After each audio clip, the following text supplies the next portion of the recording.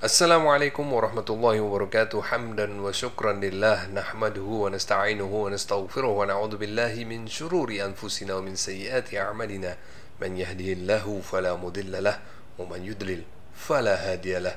Asyhadu an la ilaha illallah wahdahu la syarika lah wa asyhadu anna sayyidana Muhammadan 'abduhu wa rasuluh ba'athahu Allahu rahmatan lil alamin. Wa nusalli wa nusallim 'alaihi wa 'ala alihi fil awwalin wal akhirin wa fil mala'il a'la ila yaumiddin. Alhamdulillah, jumpa kembali bersama Aventador 007. Nah, pada kesempatan kali ini saya ingin merespon atau mereaction konten dari Mohsen Official.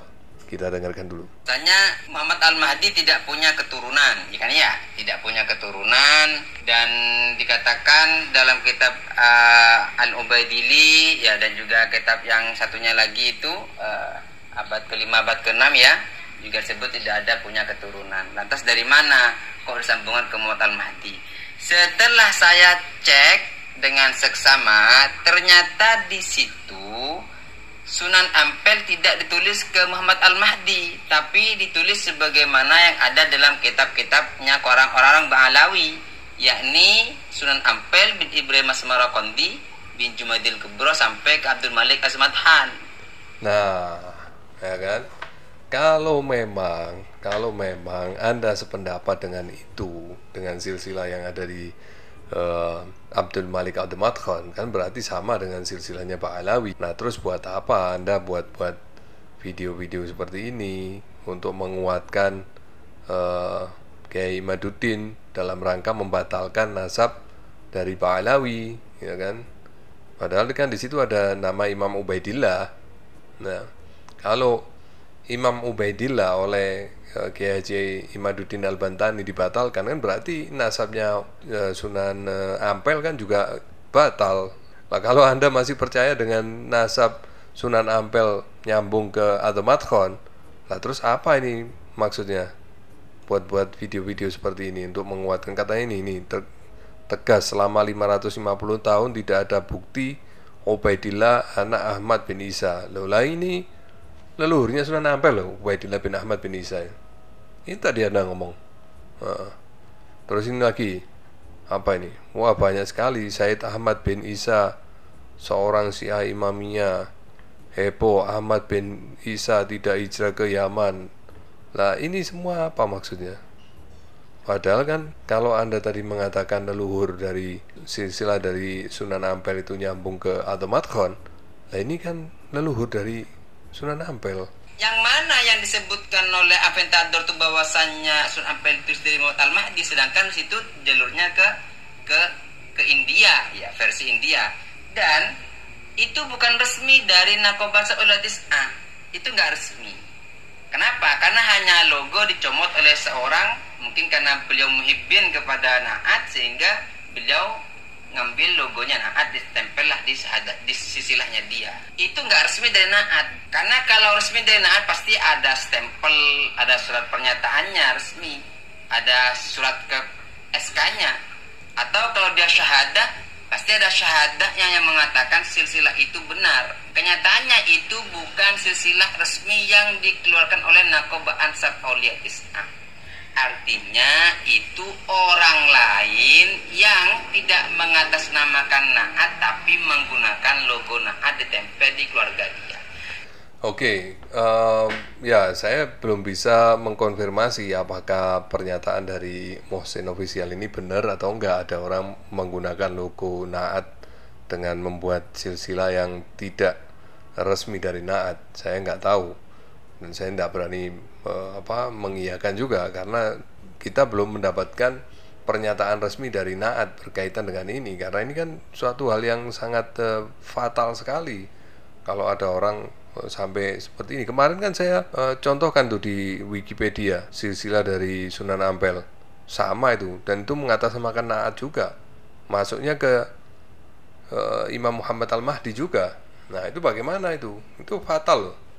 Nah, jadi dari Naat harus ada sikap resmi dalam hal ini, dan juga ada permintaan maaf atau apa dari orang yang telah melakukan tindakan tidak terpuji ini ya. Dan silsilah itu masih menggunakan versi yang lama. Lantas sekarang kalau dikatakan apakah Muhammad Al-Mahdi tidak punya keturunan? Ada yang mengatakan Naqabatul Ashraf Mesir itu mengisbat keturunan Muhammad Al-Mahdi. Oke, pakai dalil apa? Ini sekarang saya anggap aja sekarang ini saya Kiai Haji Imaduddin Al-Bantani ya. Saya pakai metode Kiai Haji Imaduddin Al-Bantani. Ini anggap ini kacamatanya Kiai Haji Imaduddin Al-Bantani, kacamata metodologi. Sekarang saya pengen tahu nih, Naqabah Ashraf Mesir mengisbat bahwa Imam Muhammad bin Hasan Al-Askari atau Imam Mahdi punya keturunan, dasarnya pakai kitab apa? Sadah Ja'afirah di Mesir. Sadah Ja'afirah ini punya manuskrip, punya bukti dan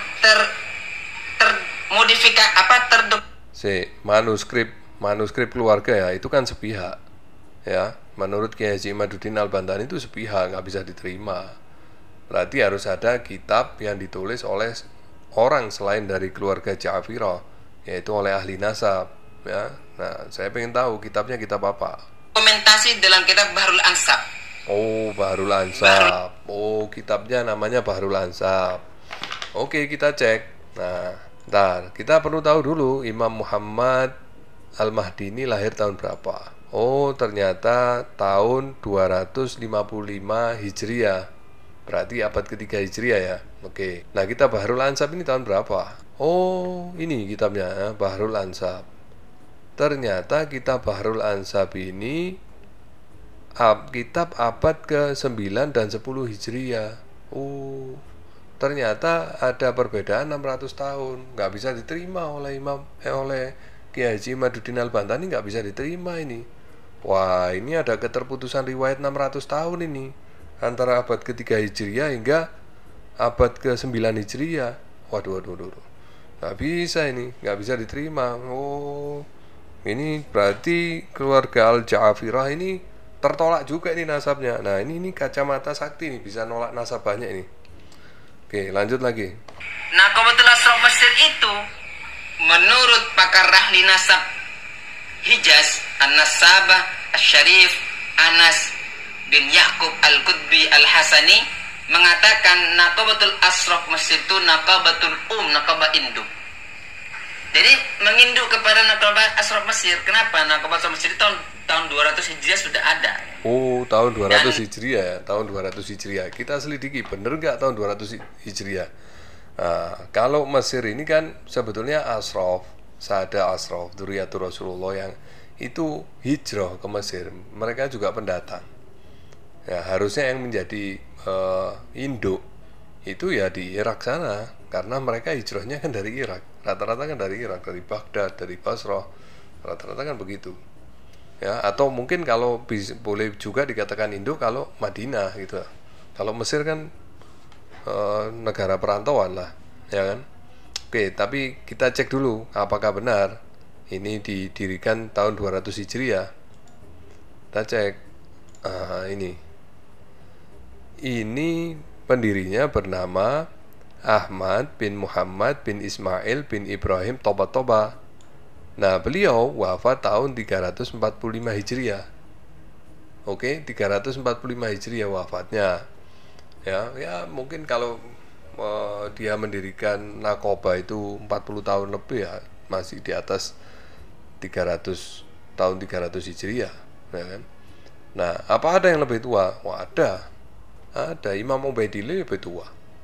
Nah, ini Imam Muhammad An-Naqib, leluhur dari atau kakek dari Imam Ahmad bin Isa Al-Muhajir, kakek dari Imam Ubaidillah bin Ahmad bin Isa Al-Muhajir, itu Muhammad An-Naqib. Beliau pimpinan dari Naqabah Ashraf waktu itu di Basrah. Tahun berapa? Beliau meninggalnya aja tahun 243 Hijriah. Ini tahun 243 Hijriah. Sedangkan Ahmad bin Muhammad bin Ismail bin Ibrahim Toba ini meninggalnya 345 Hijriah, selisih hampir 100 tahun. Lebih dulu mana? Lebih dahulu Imam Muhammad An-Naqib, ya. Oke. Dan Ahmad bin Muhammad bin Ismail bin Ibrahim Toba ini itu ternyata masih keluarga dengan penulis kitab Abnaul Imam fi Misrah Al-Hasan wa Al-Husain, yaitu Yahya Abul Muammar. ya.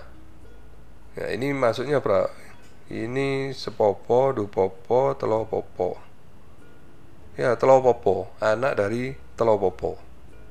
Apa namanya? Saya nggak tahu itu. Jadi kalau Abu Ammar ini bin Muhammad bin Al-Qasim bin Muhammad bin Ibrahim Topa-Topa. Ini penulis kitab Abnaul Imam. Nah, kalau pendiri Naqaba Ashraf di Mesir itu namanya Ahmad bin Muhammad bin Ismail. Nah, jadi ayah dari Abul Muammar ini itu sepopo, dupopo, telopopo. Iya, telopopo. Oke. Ya, itu intermezzo. Ya. Oke. Lanjut. Kita dengarkan lagi. Nah ya, kalau semuanya Aventator nggak sepakat, ada semuanya silsilah yang mengatakan Muhammad Al-Mahdi itu tidak punya keturunan, ya jangan ke Imaduddin, jangan juga ke Na'at. Wong Na'at lo tidak mengisbat kepada Muhammad Al-Mahdi. Loh, nggak bisa begitu juga. Anda jangan lari. Kan ini ceritanya kita berpikir menggunakan metodologinya Kiai Haji Imaduddin Al-Bantani. Ini bicara soal nasab yang ditulis dengan menggunakan logo Na'at, dan kita belum menemukan pernyataan resmi dari Na'at. Ya, masa saya salah kalau itu menganggap bahwa itu pernyataan Na'at. Ya, oke. Terus itu kalau Anda tidak menerima bahwa silsilah Sunan Ampel itu nyambung ke Imam Muhammad Al-Mahdi. Nah, terus yang Anda maksud silsilahnya Sunan Ampel itu yang mana? Pekeluar. Jangan disembunyikan, pekeluar. Nah, kita mau teliti juga dengan menggunakan kacamata metodologi Kiai Haji Imaduddin Al-Bantani. Ya kan? Dina saya cetak kebi. Mana silsilahnya? Kok nggak ditambah? Harusnya kan Anda, oh ini nggak bener yang nyambung ke Imam Muhammad Al-Mahdi ini nggak bener. Anda tunjukkan ini loh yang bener, yang disepakati dan diterima oleh Na'at. Nah, kita mau tahu ini cocok enggak dengan yang selama ini sudah Suhra wal Istifadho, atau mungkin Na'at punya versi lain. Kita mau tahu. Kalau ada keluar, nah nanti kita pakai kacamatanya Imaduddin Al-Bantani ini untuk meneliti dengan metodologi Imad. Itu putus apa enggak itu nanti silsilahnya. Ya, lanjut. Jumadil Kubro sampai saat ini belum diisbat. Oh, Syekh Jumadil Kubro katanya dia belum diisbat. Bener remah nih, karena bener. Ini loh, Syekh Jumadil Kubro. Syekh Jumadil Kubro itu leluhur dari Syarif Hidayatullah. Ini Syarif Hidayatullah ya. Nah, di sini ada nama Al-Husain Jamaluddin Al-Akbar, yaitu Syekh Jumadil Kubro. Ini sudah diisbat oleh Naqaba Ashraf Irak. Kenapa Anda bilang belum? Wah, berarti Anda ketinggalan kereta. Sekarang begini, kalau Anda menganggap kalau sudah diisbat oleh Naqaba Ashraf, itu berarti sudah isbat. Nah, apa yang membuat Anda begitu bersusah payah setiap hari untuk membuat konten-konten yang mendukung kepada Kiai Haji Imaduddin Al-Bantani yang membatalkan nasab dari Pak Alawi, dari jalur Ubaidillah, termasuk juga nasab para wali songo yang nyambung ke Imam Ubaidillah dengan dasar bahwa terputus 550 tahun karena nggak ditulis oleh kitab ahli nasab di luar dari keluarga Pak Alawi, tidak mengakui manuskrip dari keluarga Pak Alawi. Ya, apa yang membuat anda begini? Padahal Anda juga mengakui bahwa Naqaba Ashraf Mesir itu mengisbat silsilah dari Al-Ja'afirah dengan menggunakan manuskrip keluarga dan kitab kitab Bahrul Ansab, yang ternyata kitab itu abad ke-9 10 Hijriah. Kok terjadi double standard begini? Sedangkan Al-Ja'afirah ini mungkin baru diisbat satu kali di Naqaba Ashraf Mesir. Nah, bandingkan dengan Imam Ubaidillah, berapa kali isbat ini? Untuk nama Imam Ubaidillah aja, coba cek. Ini kumpulan dari Imam Ubaidillah. Berapa kali isbat? Kita cek. Nih. 1. Ini dari keluarga Asgaf, Al-Hamid Asgaf. Ini 1 kali. Udah 1. Isbat pertama. Terus isbat kedua, Al-Baharun. Itu ada nama Imam Ubaidillah, berarti sudah 2 kali diisbat nama Imam Ubaidillah oleh Naqoba Ashraf Irak. Terus kemudian ini yang ketiga, Al-Hadi, ada nama Imam Ubaidillah bin Ahmad Al-Muhajir, mudah ketiga kalinya nama Imam Ubaidillah diisbat oleh Naqoba Ashraf Mesir. Kemudian ini, oh ini sama Al-Baharun, coba lagi. Nah ini ada masih sama Al-Hadi, Baharun, Al-Hadi, kita carikan lagi. Ini Al-Bafaraj, ada nama Imam Ubaidillah, berarti udah keempat kali nih diisbat. Terus Al-Ahmad yang di Malaysia itu juga ada nama Imam Ubaidillah, berarti udah 5 kali isbat. Ini masih Al-Baharun. Ini yang saya baru temukan udah 5 ini. Ada juga keluarga Al-Haddad, tapi saya nyarinya lama ini. Ya oke, yang kelihatan aja. Nama Imam Ubaidillah sedikitnya sudah 5 kali diisbat oleh Naqoba Ashraf Irak. Kenapa di sini Anda keberatan, sedangkan Anda Anda menerima Al-Ja'afirah diisbat oleh Naqoba Ashraf Mesir? Kan terjadi double standar. Nah, makanya sekarang saya, karena Anda setuju dengan pola pikir dan metodologi Kiai Haji Imaduddin Al-Bantani, sekarang saya ingin menguji silsilah Anda sendiri. Kalau memang Anda sudah mendapatkan isbat dari Naqoba Ashraf Maroko, dasarnya apa? Naqoba Ashraf Maroko itu mengisbat silsilah atau nasab Anda. Sedangkan yang terakhir, kalau memang itu benar kakek moyang Anda yang tercatat di Naqoba Ashraf, itu kakek moyang Anda yang terakhir tercatat di sana, itu di abad keberapa, dan setelah itu terputus riwayat itu selama berapa ratus tahun. Lalu Anda mengisbatkan nasab Anda ke Naqoba Ashraf itu dengan dasar apa? Dengan dasar kitab ahli nasab atau dengan dasar kitab manuskrip keluarga?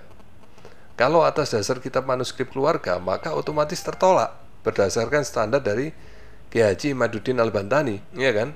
Nah, kita fair-fairan aja. Kalau berdasarkan kitab ahli nasab yang bukan dari keluarga Anda, ya nama bapak Anda itu tertulis di kitab nasab yang mana? Siapa nama ahli nasab yang menulis nama bapak Anda?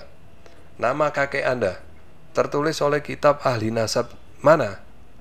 Judul kitabnya apa? Penulisnya siapa? Terbitan abad keberapa? Ayah dari kakek Anda pun juga demikian. Itu ditulis oleh ahli nasab siapa? Kitabnya judulnya apa? Halaman berapa? Saya pengen tahu. Dan itu terus sampai ke yang terakhir daftar ke Naqoba Ashraf Maroko.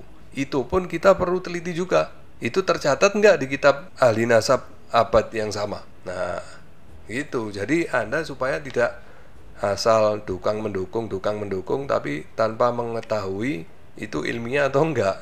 Karena ini persis seperti yang dikatakan oleh Ustadz Zaini, nyaring jagung tapi pakai saringan tepung, jadi nggak ketemu, ya. Nah itu tolong PR yang saya berikan, Anda kerjakan dengan baik, ya.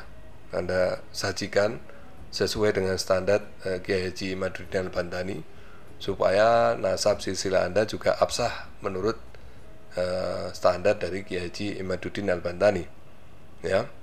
Oke, saya juga nggak terburu-buru, nggak ada batasan sampai hari apa Anda harus selesai, nggak terburu-buru, selesaikan aja, ya. Nah, selamat sakit cetak. Wabillahi taufiq wal hidayah, wal afu minkum, wassalamualaikum warahmatullahi wabarakatuh.